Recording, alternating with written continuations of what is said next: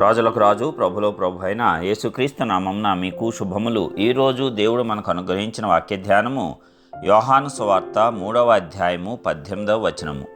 ఆయన యందు విశ్వాసముంచువానికి తీర్పు తీర్చబడదు, విశ్వసింపని వాడు దేవుని అద్వితీయ కుమారుని నామమందు విశ్వాసముంచలేదు గనుక వానికి ఇంతకు మునుపే తీర్పు తీర్చబడేను.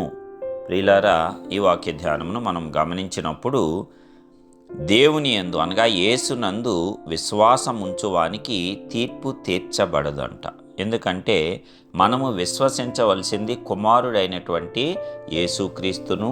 ఆ యేసుక్రీస్తు నామమునే మనకు రక్షణ, విడుదల, పాప క్షమాపణ కలుగుతున్నాయి. అందుకే యేసయ్య చెప్తున్నాడు కదా, నేనే మార్గమును సత్యమును జీవమును, నా ద్వారా తప్ప ఎవడును తండ్రి యొద్దకు చేరలేడు అని. అంటే మనము పరమ పిత అయినటువంటి తండ్రిని చేరాలి అంటే పరమసుతుడైనటువంటి క్రీస్తు ద్వారా మాత్రమే అది సాధ్యమవుతుంది. అందుకే క్రీస్తు యందు విశ్వాసం ఉంచాలి. క్రీస్తు అందరిలాగే ఒకడు మనిషి.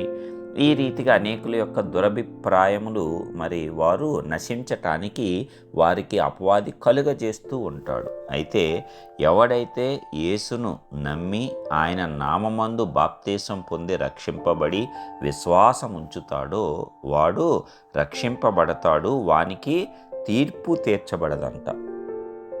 అంత్యకాలంలో దేవుడు ఎవడి క్రియల చొప్పున వానికి తీర్పు తీర్చి ఆ క్రియల యొక్క జీతాన్ని ప్రతిఫలంగా ఇస్తాడు. అంటే అది శిక్ష మాత్రమే.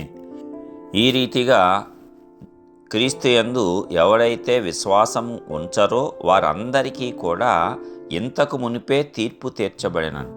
ఎందుకంటే వారు అపవాది సంబంధులు. అపవాది సంబంధి ఎన్ని మార్లు చెప్పినా వాడు మారు మనస్సు పొందడు. సరికదా, మనము చెప్పిన దానిని వ్యతిరేకంగా తీసుకొని మూర్ఖుని వలె మన మీదకే జగడంనకు వస్తూ ఉంటాడు. అలాంటి వాడు దుష్టుని సంబంధి.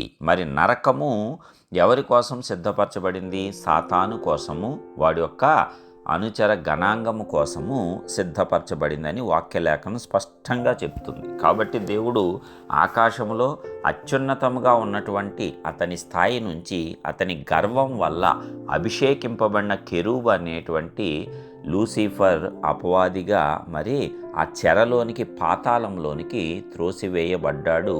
నిత్య సంకెళ్లతో బంధింపబడేటట్లు వాడు ఆ రీతిగా నశింపజేయబడ్డాడు. మారు మనస్సు లేని తనము ఏదైతే ఉంటుందో అది అపవాది యొక్క గుణము.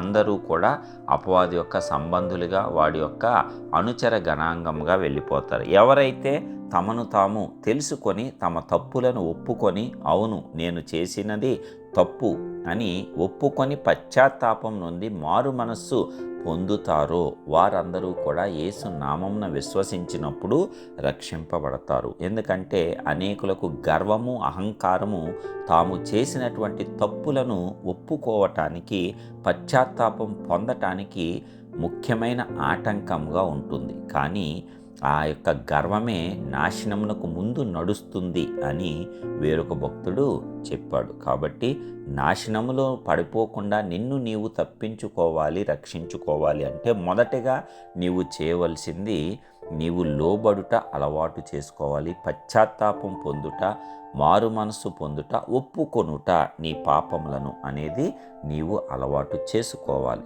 అలాగే క్రీస్తునందు విశ్వాసం ఉంచితే నీకు తీర్పు తీర్చబడదు.